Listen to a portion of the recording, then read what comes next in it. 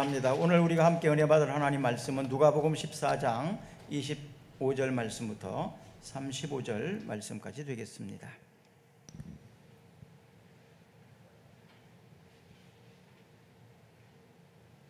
수많은 무리가 함께 갈새 예수께서 돌이키사 이르시되 불은 내게 오는 자가 자기 부모와 처자와 형제와 자매와 더욱이 자기 목숨까지 미워하지 아니하면 능히 내 제자가 되지 못하고 누구든지 자기 십자가를 지고 나를 따르지 않는 자도 능히 내 제자가 되지 못하리라.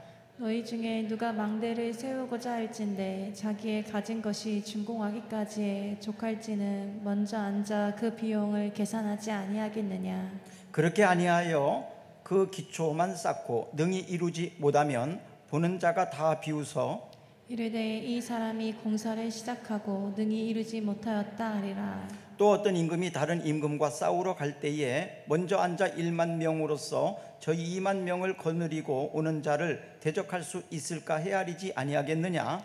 만일 못할 터이면 그가 아직 멀리 있을 때에 사신을 보내어 화친을 청할지니라. 이와 같이 너희 중에 누구든지 자기의 모든 소유를 버리지 아니하면 능히 내 제자가 되지 못하리라. 소금이 좋은 것이나 소금도 만일 그 맛을 잃으면 무엇으로 짜게 하리요. 땅에도 거름에도 쓸데없어 버려지느니라. 들을 귀가 있는 자는 들을지어다 하시니라. 아멘. 관객은 연극이나 영화, 스포츠를 관람하는 사람을 관객이라고 합니다. 관객 수에 따라서 상업적으로 성공 정도를 가늠하는 기준이 되기도 합니다. 교회도 관중 숫자처럼 교인들의 숫자를 가지고 성공적 기준에 가늠하는 것으로 삼기도 하는 것을 보기도 합니다. 팬이나 서포트즈 이런 것은 그 정치나 스포츠에 그 유명인을 열광하면서 사랑하고 시간이나 노력, 돈 이런 것들을 소비하는 사람들을 말합니다.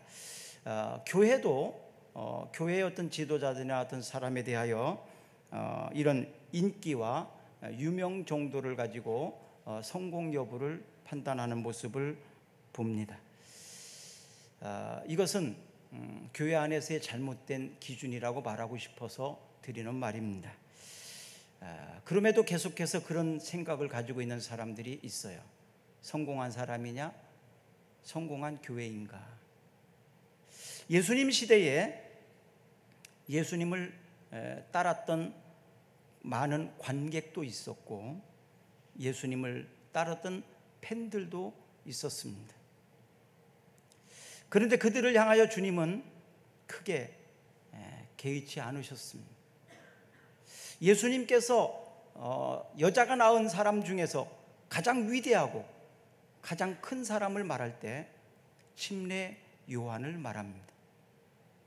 그 침례 요한은 어떤 유명세도 그리고 자기를 따르는 많은 사람들을 거느리고 다니지 않았습니다. 그는 자신의 이름을 내려고 하지도 않았습니다. 그를 따르는 많은 제자들과 사람들을 향하여 그는 이렇게 말합니다. 나를 따르지 마라. 나는 뒤에 오시는 예수님의 신들매를 매기도 감당치 못할 만한 사람이다. 너희들은 내 제자가 되어서는 안 된다. 너희는 예수님의 제자가 되어야 된다. 철저하게 예수님께 모든 것들을 돌렸던 사람이 침례 요한입니다. 오늘날 교회 안에서 여러분과 제가 어떻게 태도를 취해야 될지를 가르쳐 주는데 바로 제자, 양탁연의 제자가 아니고 어떤 유명한 사람의 제자가 아니고 예수님의 제자, 그리고 예수님의 준비된 제자인지 오늘은 이것에 대해서 말씀을 나누려고 합니다. 요즘에 너도 나도 내년에 있을 대한민국의 대통령을 뽑는 일에 있어서 후보로 나서서 내가 준비된 대통령이라고 나를 대통령으로 선택해달라고 이런 말을 합니다. 그들을 보면서 저는 똑같은 질문을 해봅니다. 나는 준비된 예수님의 제자인가? 나는 준비된 목사였던가? 설교를 준비하면서 일주일 내내 많은 생각이 있었습니다. 나 때문에 얼마나 많은 사람들이 힘들었고 얼마나 많은 사람들에게 또 상처를 준 적이 있었는가. 목사답지 않은 모습 속에서 참 힘들게 했던 사람들에게 너무너무 미안하더라고요. 그래서 만나면 미안하다고 손잡고 싶고 용서를 구하고 싶은 마음이 참 많았습니다. 아직까지도 준비되지 못한 나의 모습을 보면서 오늘 여러분과 제가 준비된 제자로서 어떻게 해야 되는지 오늘 말씀들을 통해서 배웠으면 좋겠습니다. 예수님을 따르던 많은 관중과 또 팬들이 특히 예수님이 어떤 능력을 행하셨을 때 열광을 했습니다. 그리고 더 많은 사람들이 몰려들었습니다. 첫 번째 능력을 베풀었던 가나의 혼인잔치에서 사람들은 예수님을 다시 보기 시작했고요. 디베라 호수에서 보리떡 5개와 물고기 2마리를 가지고 5,000명을 먹이셨을 때에는 얼마나 많은 사람들이 가난으로부터 우리를 해방시켜 주실 그 주님을 기대했겠습니까? 또 예수님께서 예루살렘에 입성하실 때에는 수많은 사람들이 몰려들으면서 호산나 다윗의 왕이여라고 찬양하고 노래를 부르기 시작했었습니다. 요한복음 6장 26절을 한번 봅시다. 예수께서 대답하여 이르시되 내가 진실로 진실로 너희에게 이르노니 너희가 나를 찾는 것은 표적을 본 까닭이 아니요 떡을 먹고 배부른 까닭이로다. 아멘. 또 66절을 봅시다. 그때부터 그의 제자 중에서 많은 사람이 떠나가고 다시 그와 함께 다니지 아니하더라. 네, 누가복음 9장에 역시 마찬가지로 나와 있는데 예수님이 보통 사람이 아니라는 걸 다 아니까 예수님이 제자가 되고 싶고 예수님을 따르고 싶었습니다.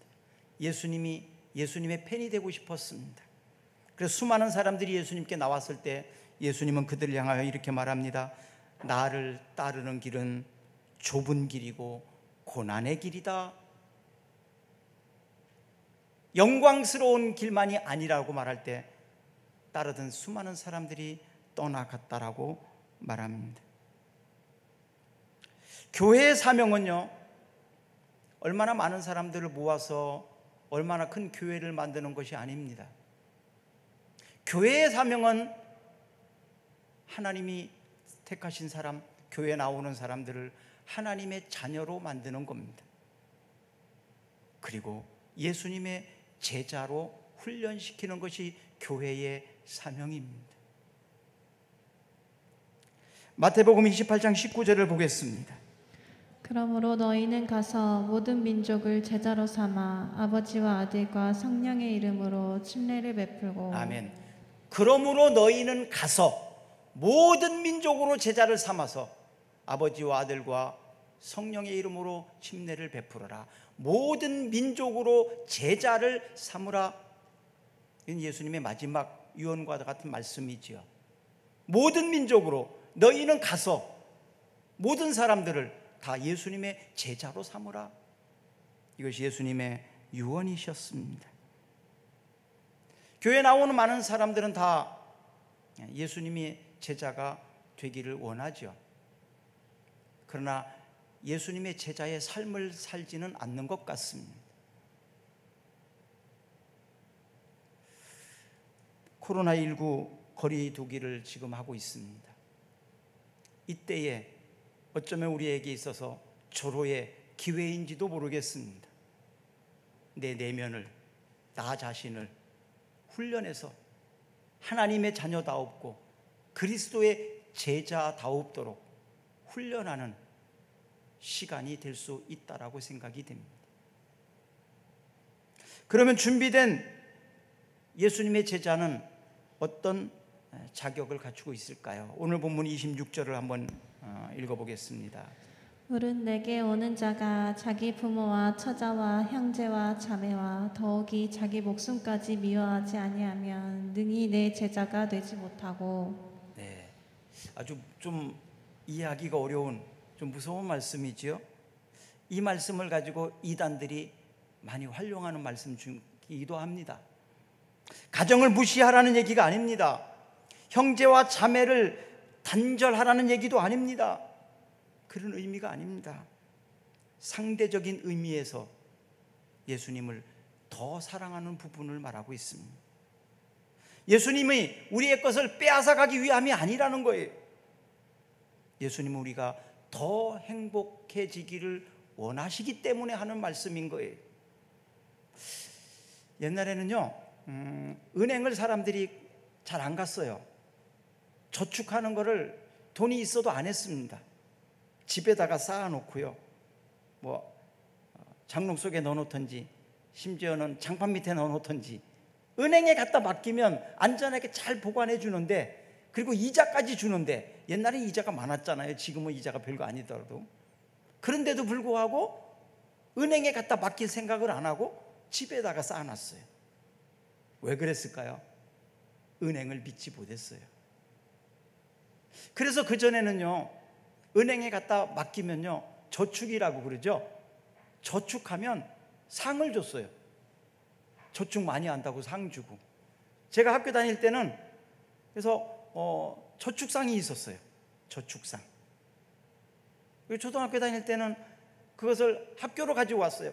학교로 가지고 와가지고 그것을 모아서 우체국한테 예금도 하고, 이렇게 은행에 갔다가 예금을 했어요. 그래서 얼마나 많이 예금했나, 또 얼마나 매주 끊임없이 한 사람, 꾸준히 한 사람, 이런 사람들에게는 저축상이라는 걸 줬어요. 졸업할 때 저축상. 지금 사람들은 이해가 안 가는 일이죠. 누구를 위해서 저축하는 거야? 그런데 그렇게 해서 사람들이 돈을 은행에다가 예금하면 그 돈을 빌려다가 기업들이 사업을 해요.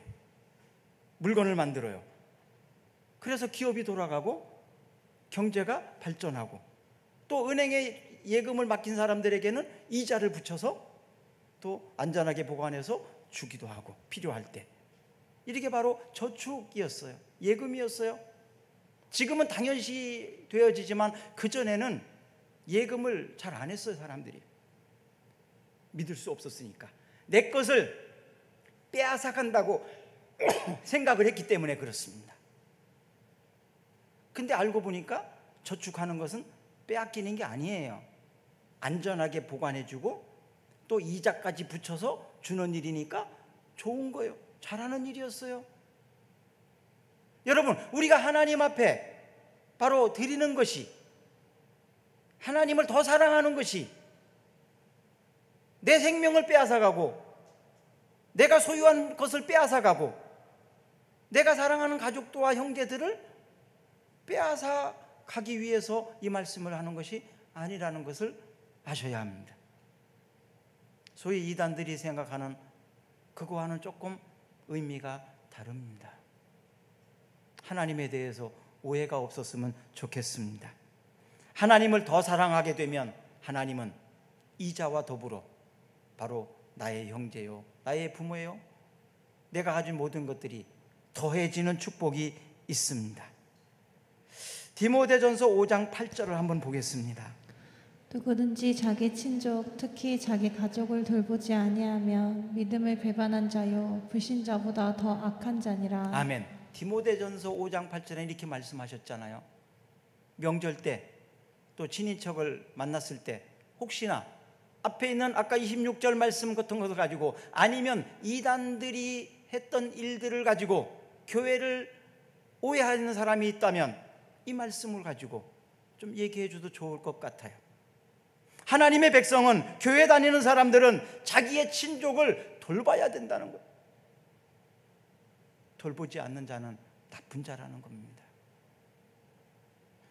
요한복음 21장 15절에 보면, 그들이 조반 먹은 후에 예수께서 시몬 베드로에게 이르시되 요한의 아들 시몬아, 내가 이 사람들보다 나를 더 사랑하느냐 하시니, 이르되 주님 그러하나이다. 내가 주님을 사랑하는 줄 주님께서 아시나이다. 이르시되 내 어린 양을 먹이라 하시고. 네, 베드로에게 주님이 말씀하시는데 시몬 베드로에게 이르시되 요한의 아들 시몬아 내가 이 사람들보다 나를 더 사랑하느냐?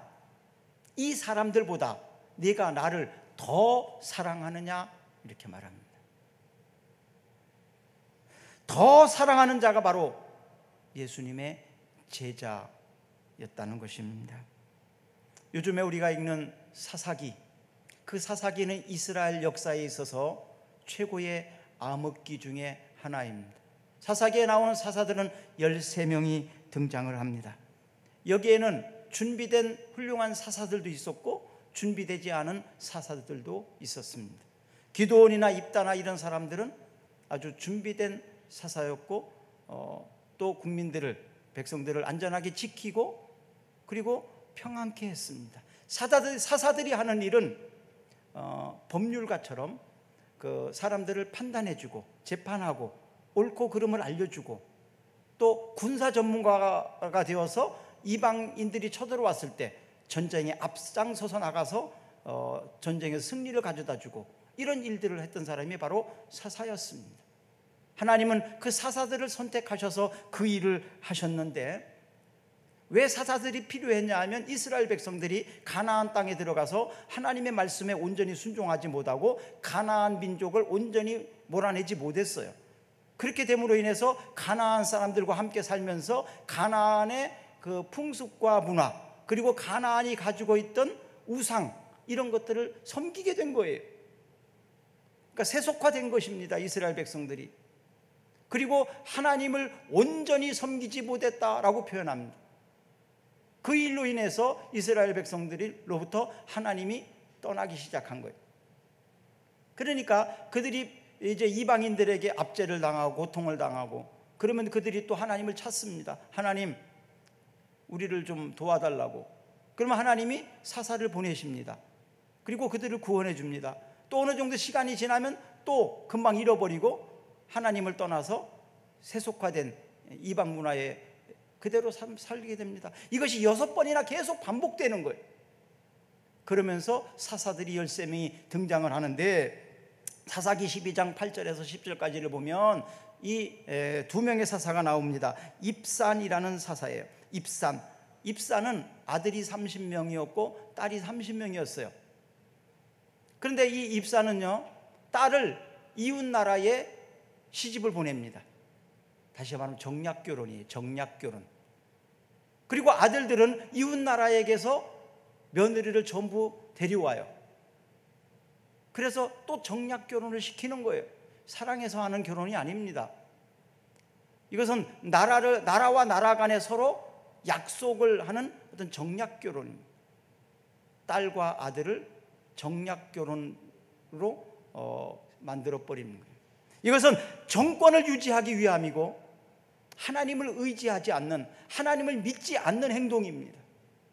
하나님을 믿었다면 그렇게 하지 않아요. 근데 하나님을 믿지 않으니까 인간적인 방법으로 정략적으로 공주를 보내고 또 공주를 데려오고 이러면서 이웃나라와 화평을 한 거예요.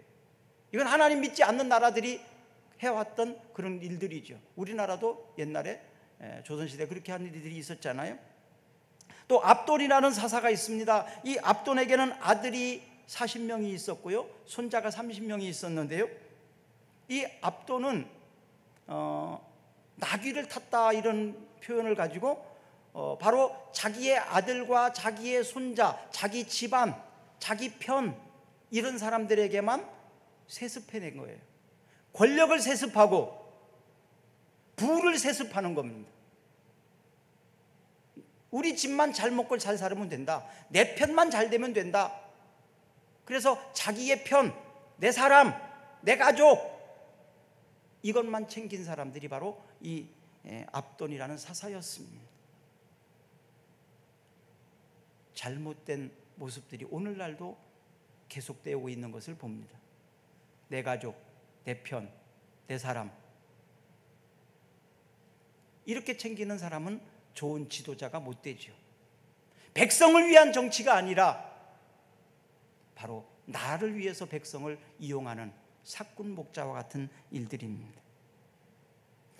마태복음 19장에 보면 재물이 많았던 청년이 굉장히 율법도 잘 지키고 신앙도 좋았던 사람인 것 같아요. 인격도 괜찮았던 사람인 것 같아요.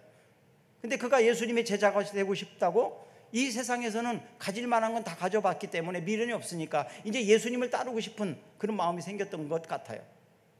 그래서 예수님 내가 따르고 싶습니다 그랬더니 예수님께서는 그 부자 청년에게 그래 나를 따라오려거든 네가 가진 모든 재물을 다 놓고 와라. 그러니까 이 부자 청년은 심히 고민이 되었어요.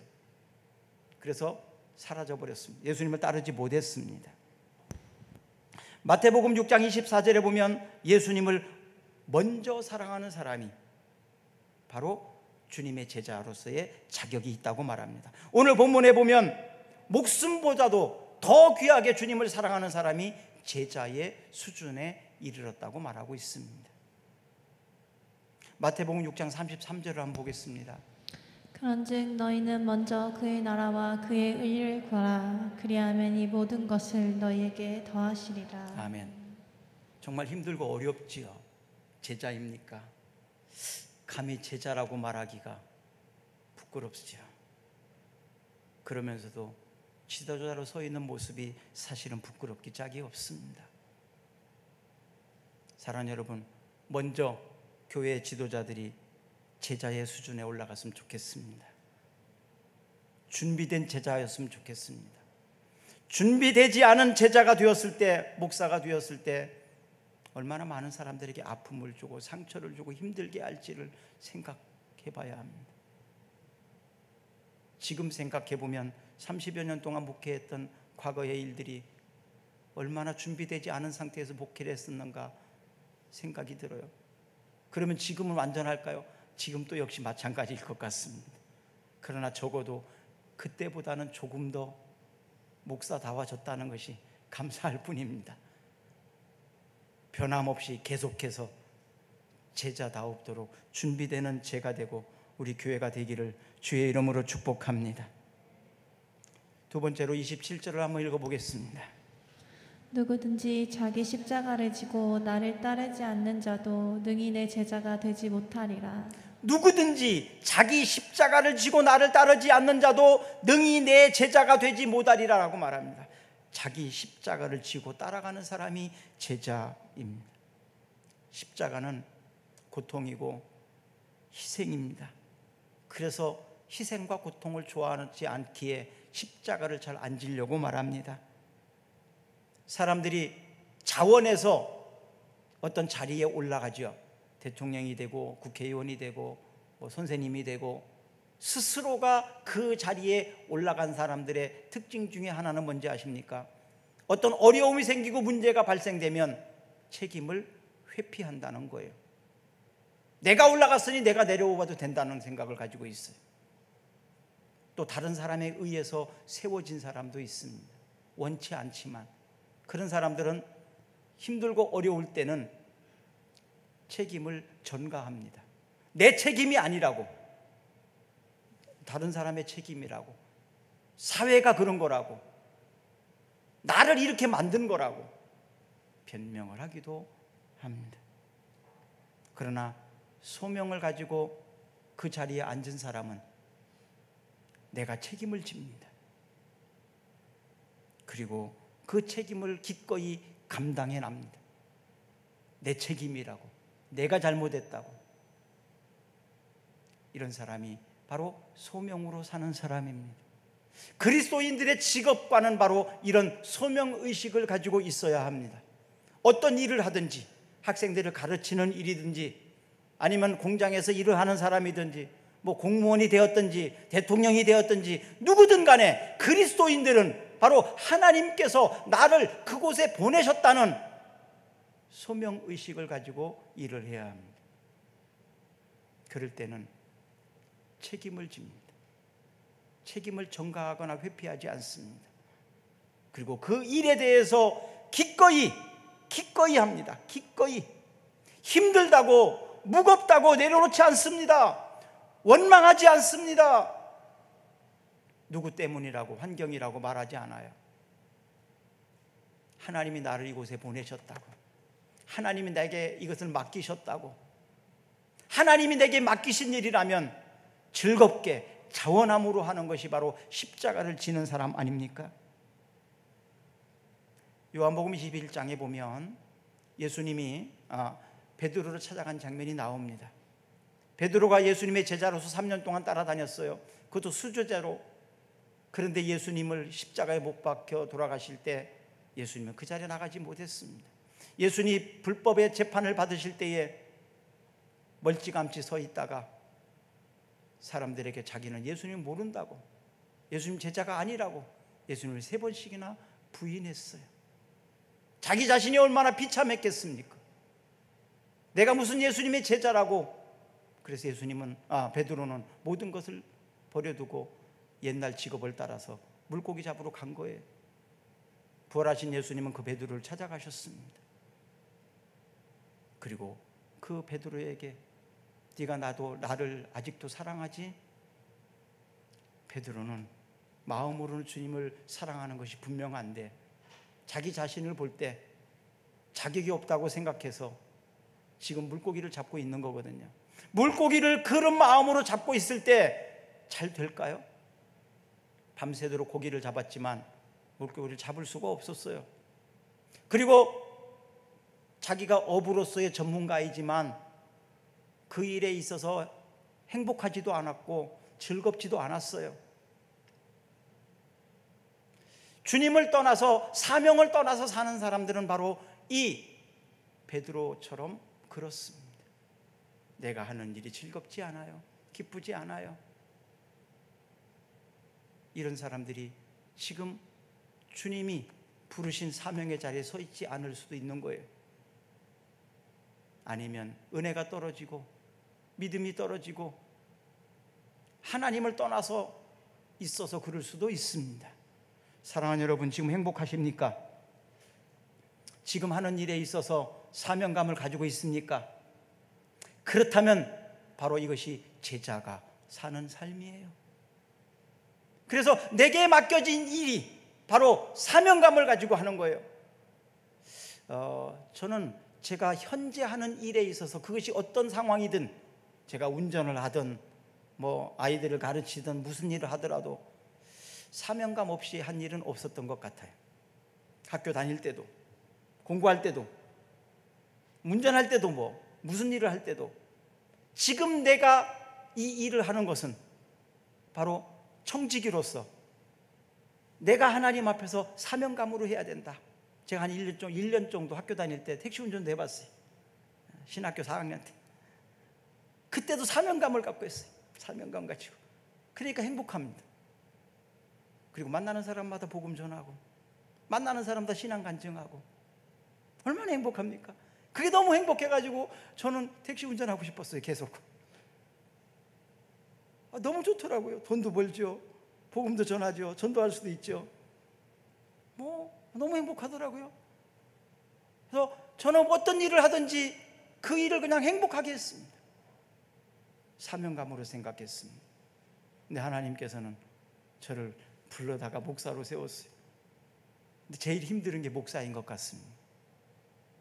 물론 사명감으로 하지만 제일 제가 힘들고 고민되고 어렵고 한 것이 목사인 것 같아요.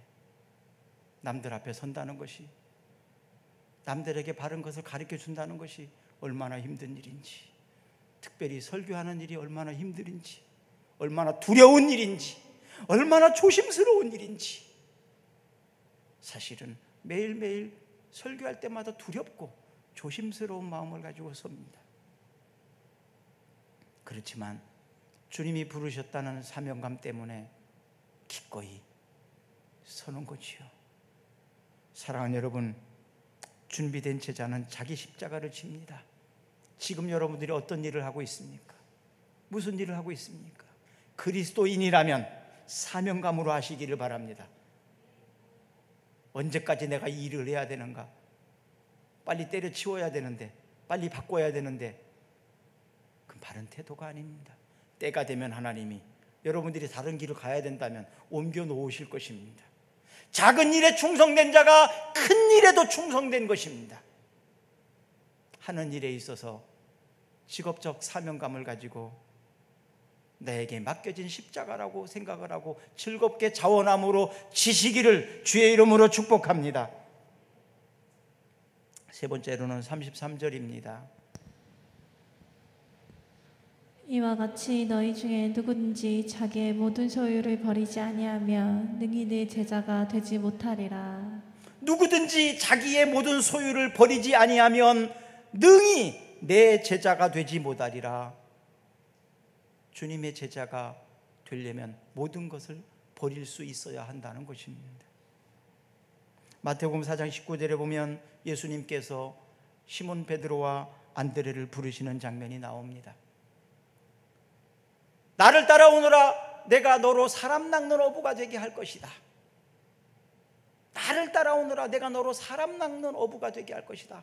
그때 시몬 베드로와 안드레는 배와 그물을 버려두고 주님을 즉시 따랐습니다.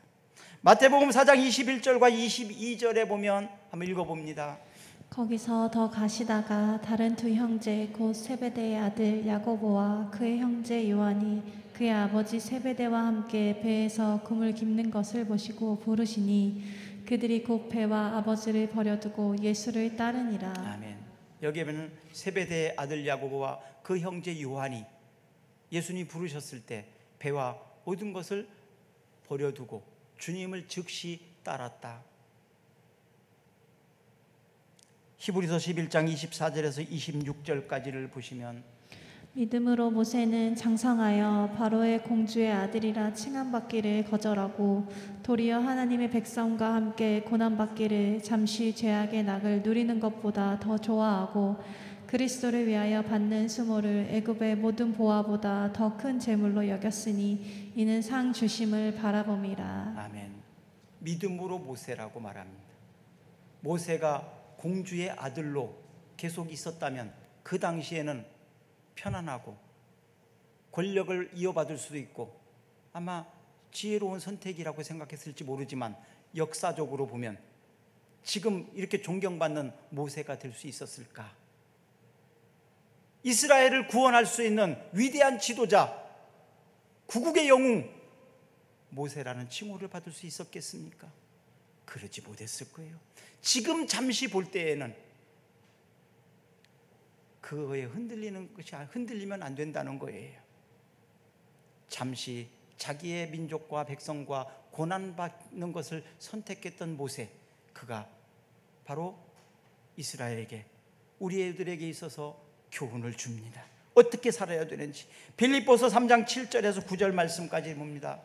그러나 무엇이든지 내게 유익하던 것을 내가 그리스도를 위하여 다 해로 여길 뿐더러 또한 모든 것을 해로 여김은 내 주 예수 그리스도를 아는 지식이 가장 고상하기 때문이라. 내가 그를 위하여 모든 것을 잃어버리고 배설물로 여김은 그리스도를 얻고 그 안에서 발견내려 함이니 내가 가진 의는 율법에서 난 것이 아니요 오직 그리스도를 믿음으로 말미암은 것이니 곧 믿음으로 하나님께로부터 난 의라. 아멘. 사도 바울에 대한 이야기입니다. 그가 얻었던 것들이 얼마나 고생하고 얼마나 노력을 해서 얻은 일들인데요. 그리고 얼마나 그것이 그 당시에 자랑스러운 일이고 얼마나 대단한 일인지 그것은 엄청난 명함입니다. 스펙입니다. 집안이 유대인 중에 유대인이죠. 가말리엘 문화, 세계 최고의 학문을 공부한 그런 공부한 사람이죠. 히브리인 중에 히브리인이었고 로마 시민권을 가지고 있었고요. 그의 종교적 열심은 또 따라갈 만한 사람이 없었고요. 하여튼 그의 스펙은 대단합니다. 그런데 그가 주님을 따르는 일에 있어서 조금이라도 그것이 문제가 된다면 다 내려놓겠다는 거예요. 그것을 배설물처럼 생각한다는 거예요. 조금도 귀하게 여기지 않았다는 거예요. 여러분, 지금 우리가 자랑하는 것이 무엇입니까? 우리가 내세우고 있는 것들이 무엇입니까? 그런 것들이 신앙생활을 하고 하나님의 일하는데 혹시나 장애가 되지는 않는지요. 지금 여러분들이 자랑하는 게 도대체 무엇입니까? 여러분들이 내세우고 있는 그 스펙이 무엇입니까?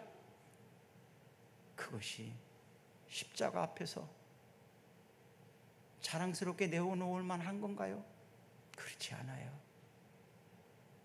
오직 십자가만 자랑했던 사람이 바로 바울이었습니다. 자기를 부인한다는 것은 내 성질을 내려놓는 거예요. 내 명예와 내 재물을 내려놓는 거예요. 내 생명도 조금도 귀하게 여기지 않는 겁니다. 죽을 각오도 되어 있는 겁니다. 이런 사람이 바로 제자입니다. 이런 사람을 우리는 교회에서 안수받은 사람이라고 합니다. 물론 직분자들도 있지만 안수받을 때 이것에 대해서 서약을 하고 헌신을 합니다. 안수집사, 권사님, 장로님들, 목사들 반드시 이 서약을 합니다. 당신의 명예도, 당신의 그 어떤 것들도 다 버릴 수 있냐? 안수받을 때 우리는 그런 서약을 했습니다. 다 버릴 수 있다고, 기꺼이 내놓겠다고, 목숨마저도 내놓겠다고. 그 각오와 그 결심이 위대한 거지요. 그것을 다시 생각하는 시간이었으면 좋겠습니다. 너의 안수받을 때를 생각하라.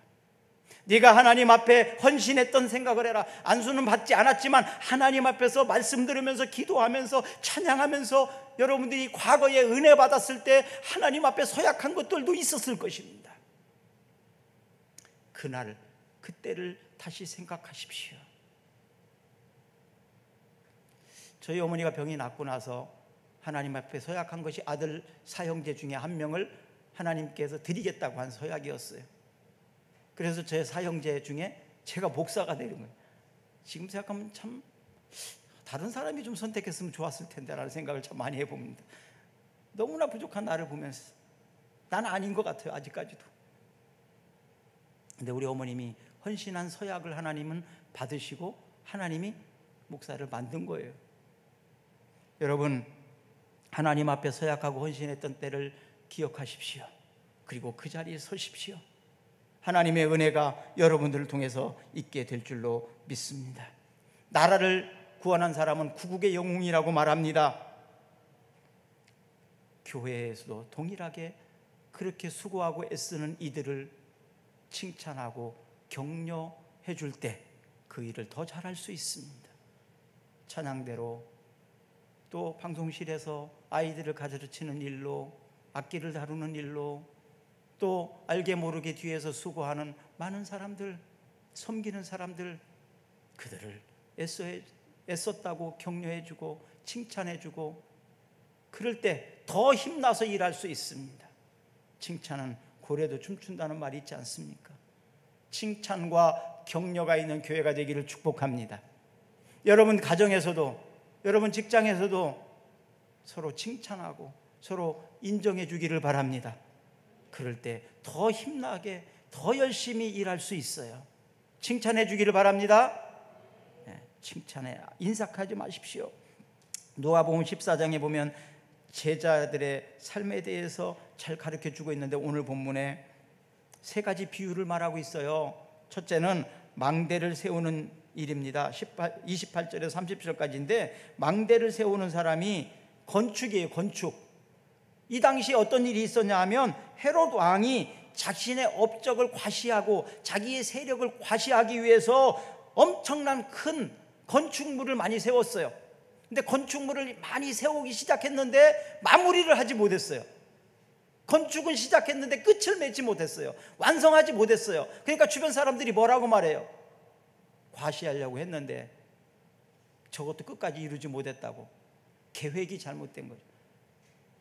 교회들도 그런 일 많이 있잖아요.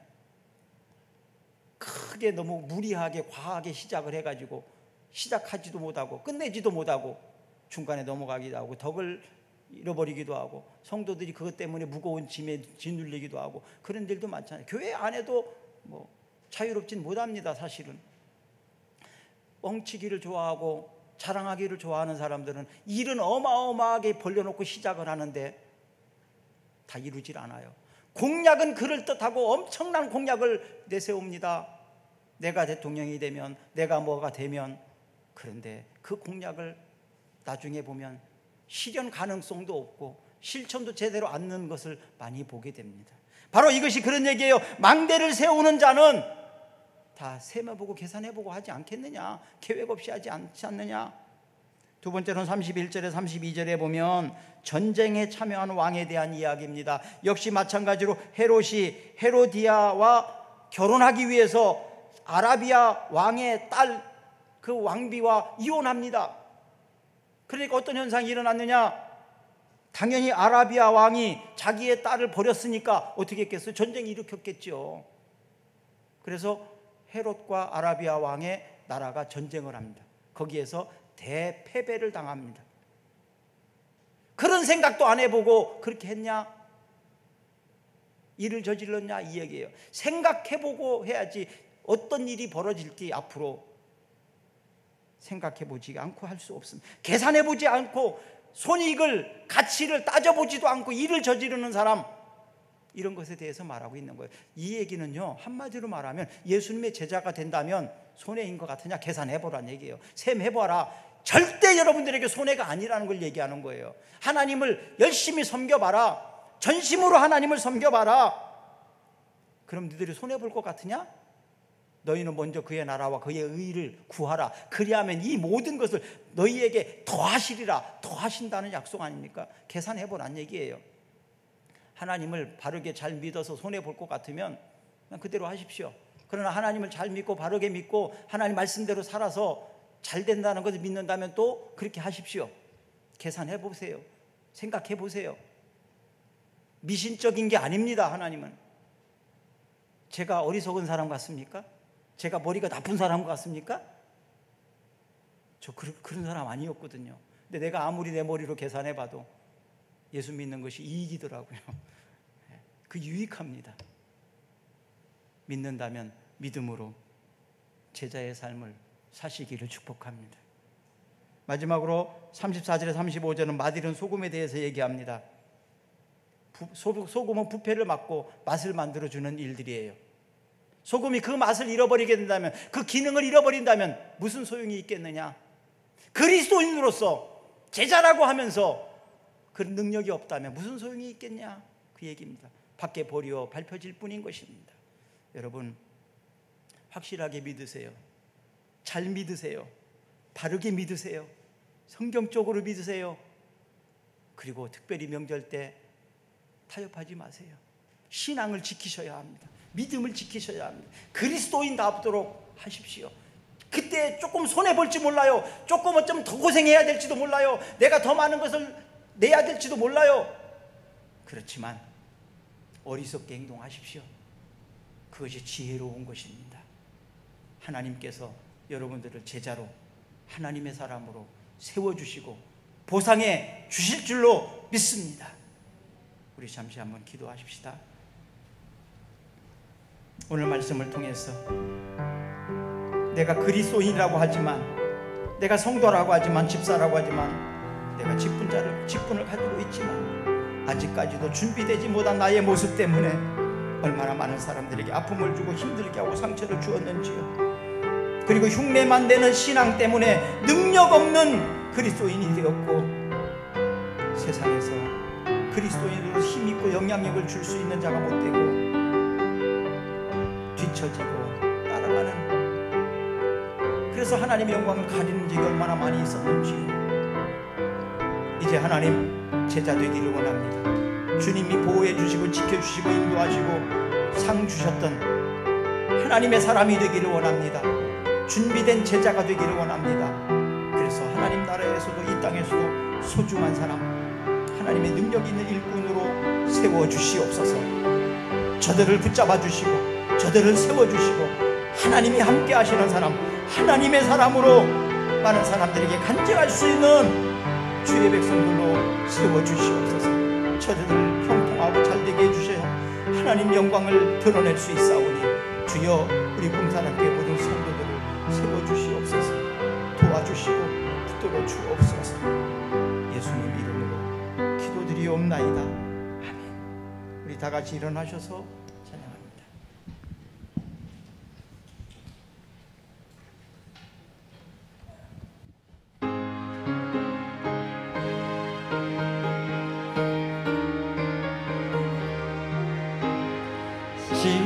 십자가를 내가 지고 주를 따라갑니다.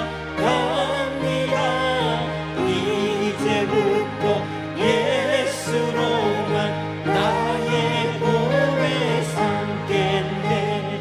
세상에서 의기 영원 모두 잃어버려도 주의 평안 내가 받고 영생 복을 얻겠네. 죽어보려 당했으니 나도 보려 당하리. 세상 사랑 감사하나 예수 진실합니다.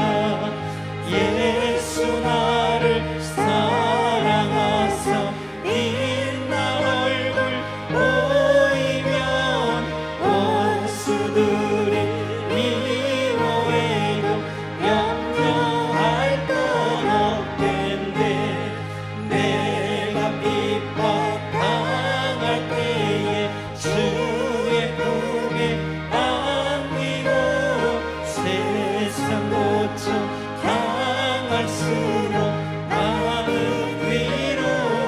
위로받겠네. 주가 주신 기쁨 외에 기뻐할 것 무엇이야. 주가 나를 사랑하니 기뻐할 것뿐일세.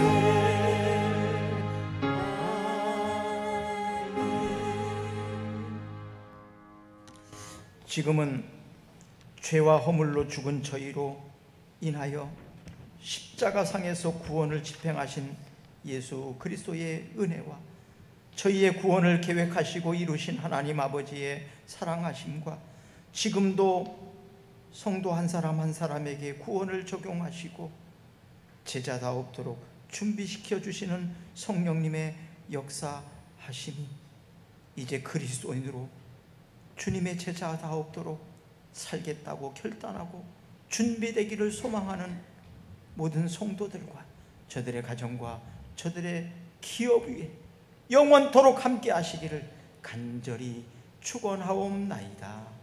아멘. 주 사랑 거친 풍랑에